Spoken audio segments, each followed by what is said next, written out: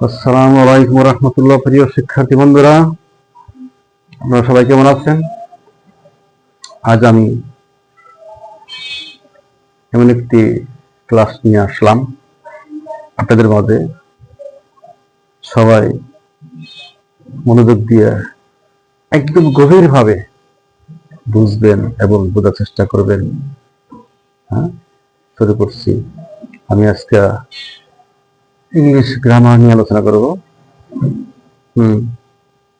এখন একটা কথা বলে দিই, আমার ক্লাসগুলা ইউটিউবে আছে।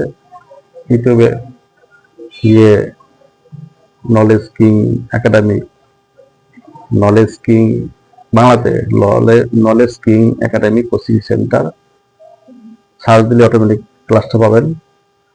শুরু করছি। এবার ক্লাস নিব ন্যারেশন। ন্যারেশন শুরু করছি। ন্যারেশন ন্যারেশন ন্যারেশন এই ন্যারেশন অর্থ হলো উক্তি। কি উক্তি? উক্তি। ন্যারেশন অর্থ কি?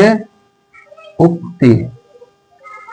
আমি আজকে ন্যারেশন সম্বন্ধে শুধু বেসিক সম্বন্ধে আলোচনা করব। এই বেসিক গুলা জানতে হবে 100%।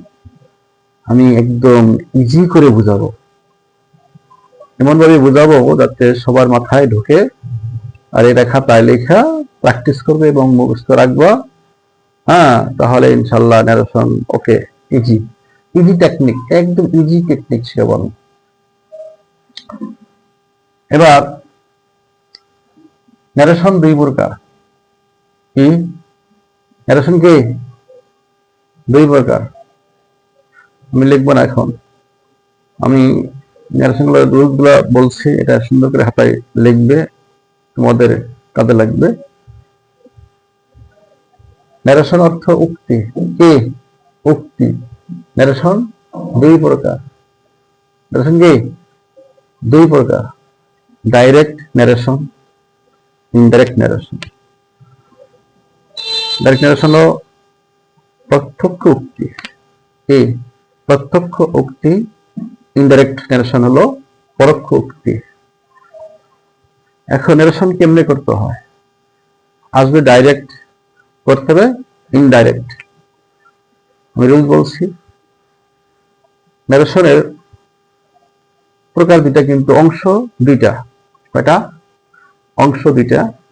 সবাই খাতা লেখালেন, লেখলে সবচেয়ে বেস্ট হবে। দুটি অংশ, একটি হলো রিপোর্টিং ভার্ব। একটি রিপোর্টিং ভার্ব, আরেকটি হলো রিপোর্টেড স্পিচ। Reported speech. এখন প্রশ্ন, রিপোর্টিং ভার্ব কই থাকে আর রিপোর্টেড স্পিচ কই থাকে? বলছি, এই রিপোর্টিং ভার্ব থাকে ইনভার্টেড কমার বাহিরে। কি থাকে? ইনভার্টেড কমার বাইরে থাকে। বাইরে বলতে বোঝায় সর্বদা রিপোর্টিং ভার্ব প্রথমে বসে, কিন্তু অনেক সময় যে সুন্দরভাবে নোট করে লিখে মুখস্থ করবেন, অনেক সময় এই রিপোর্টিং ভার্বটা এই সেন্টেন্সের থাকে শেষে এবং মাঝখানে। এটাকে আমি মনে রাখার জন্য সহজ কৌশল যাতে মনে থাকে, এই জন্য একে আমি সিস্টেম করছি যে অনেক আছে লোকজন, তো অনেক পোলাপান আছে যে পিছলা তেরামি করে, সহজে আসে না, কোনো কাজ করতে দিলে আসে না। তাকে কি করেন? ঘাট ধরে অথবা কান ধরে নিয়ে আসেন কাজে।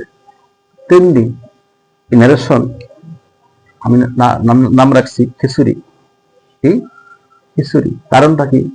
ন্যারেশনের ভিতরে অনেক কিছু লাগে, পার্সেন্ট লাগে, পার্সন লাগে, সাবজেক্ট, ভার্ব, অবজেক্ট, সেন্টেন্স, অনেক কিছু লাগে এর ভিতরে, টেন্স লাগে।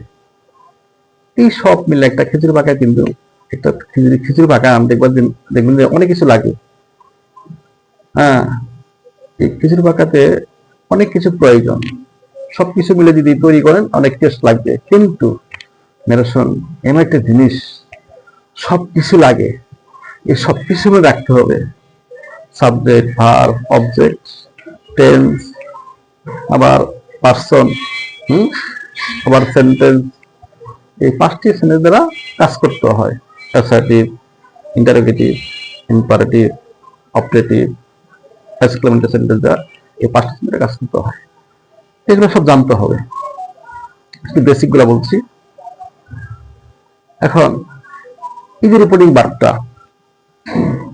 অনেক সময় থাকে শেষে, মাঝখানে থাকে, এদেরকে কি করতে হয়? কান ধরে সামনে আনতে হয়। কি? কান ধরে সামনে আনতে হবে। এখন এই রিপোর্টিং স্পিচ থাকে কমার ভিতরে, ইনভার্টেড কমার ভিতরে থাকে রিপোর্টিং স্পিচ। আর এখন পার্সন লাগবে। এই ইনভার্টেড কমার ভিতরে থাকে ফার্স্ট পার্সন থাকে, তাহলে এই ফার্স্ট পার্সন চিনতে হবে আবার। আই, উই, মাই, আস, এগুলো চিনতে হবে। থাকে ফার্স্ট পার্সন, একে কি করতে হবে? সাইজ করতে হবে। কিভাবে?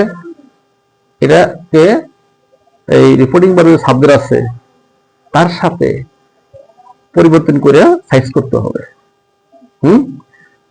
আর যদি থাকে সেকেন্ড পার্সন, তাহলে রিপোর্টিং ভার্বের শব্দ আছে তার সাথে কি পরিবর্তন করে সাইজ করতে হবে। ওকে। আর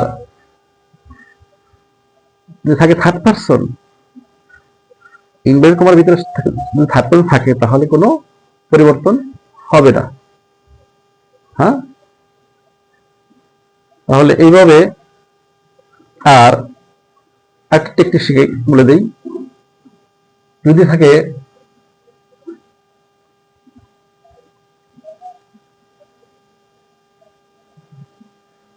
ভার্ব 1 থাকে, এই ইনভার্টেড কমার ভিতরে যদি থাকে ভার্ব 1, ভার্ব 2 করতে হবে। ভার্ব 1 থাকলে, ভি 1 থাকলে কি ভার্ব 2 হবে। এটা জিনিসটা মনে রাখবা। এবং ভার্ব 2 থাকলে হবে কি হ্যাভ প্লাস ভার্ব 3। এই টেকনিকগুলো মনে রাখতে হবে। আমি শুধু বেসিক বললাম, আগামী ক্লাসে ইনশাল্লাহ পুরাটা বলবো।